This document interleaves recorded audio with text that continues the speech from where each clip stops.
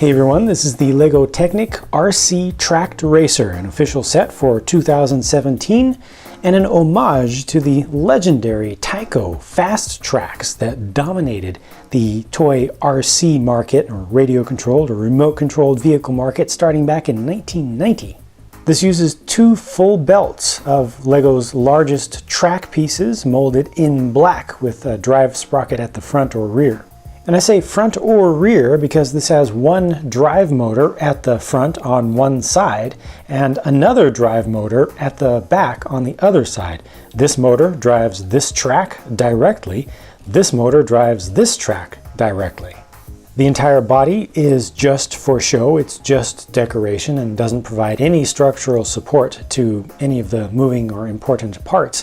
They even have a fake antenna tube on the back with a little flag up at the top of it. You can actually adjust the angle of the wing back here if you want. This uses a handful of fairly large stickers to make it look extra exciting, but I think it'll look just fine without most of those if you don't like applying stickers. And of course you can just swap out parts because these are fairly straightforward normal pieces, so if you want to change out your color scheme and you have a good collection of Technic parts, you can easily do that. All of this, the whole body, just rotates forward to get you access to the interior. This is the battery box. All of the electronics are included except for actual batteries. This is a 6 battery AA battery box, which has been around for quite a long time, so you just put preferably rechargeable batteries into that. This is the receiver and speed controller unit back here with the two outputs. One of them goes to one motor, the other goes to the other motor, and they also include this old style of twin stick remote control, which has 4 possible channels that kind of act like radio frequencies, but then 2 actual channels of transmission for each one that you've selected. The on-off switch for the vehicle is right here. Just flip that, you see the green light come on, and you are ready to go. One stick controls one track, forward or back. The other stick controls the other track, forward or back. And if you want to go straight, just push both of them at the same time, or back. And it also allows you to turn or even put these in opposite directions to spin. Now let's try that again. Left track control, forward and back. Right track control, forward and back. Here's all back, all forward, and in opposite directions to spin. Or it's always nice to see a LEGO thing moving under its own power. However, I was definitely surprised at how slow this thing goes, especially considering the direct drive setup and the fact that it uses fairly large drive sprockets.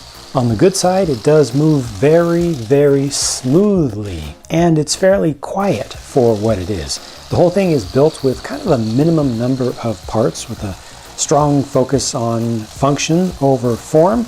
And that makes it lightweight, which just helps with everything.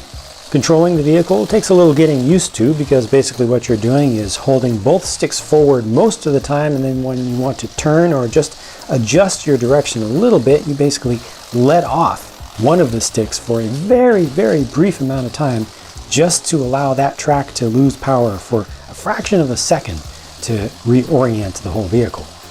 You can operate this outdoors, but there is a major caveat.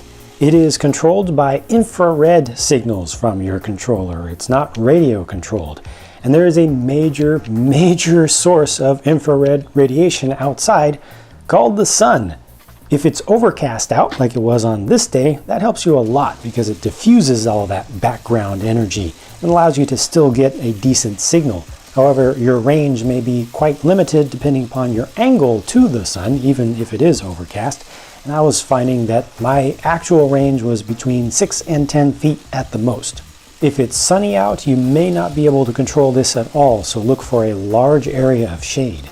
One major good surprise in testing was how well this did over rough terrain. It actually did quite well and didn't get stuck nearly as much as I expected. Of course, there are limitations, and you do want to be careful. If any twigs or pebbles get stuck in between any of the tracks or in the sprockets, you want to be sure to do maintenance immediately. Take any debris out. Of course, it also goes without saying that you don't ever want to drive this through any water or anything that has water on it. If you see any moisture on the vehicle itself, stop immediately and do maintenance. Get it dried and leave it alone for some time. So the speed of the RC Tracked Racer is a disappointment to me, but its ruggedness is great. They also have an alternate model, which I'm not going to build because it's not going to perform any differently whatsoever. It does involve quite a lot of rebuilding, basically from scratch, and you change up the road wheel configuration. You actually get a bogie on the front, and it changes the design of the body.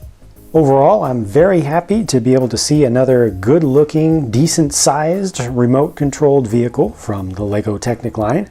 And at the very, very least, this makes for a great foundation, a nice platform to start custom modifications to create your own style of vehicle.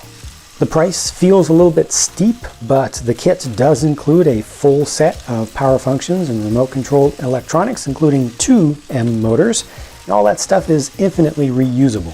So let me know what you think about the design and performance of this RC Tracked Racer from LEGO, and what you would like to see different about it. I'm going to keep working on more videos, so I'll be talking to you again very soon.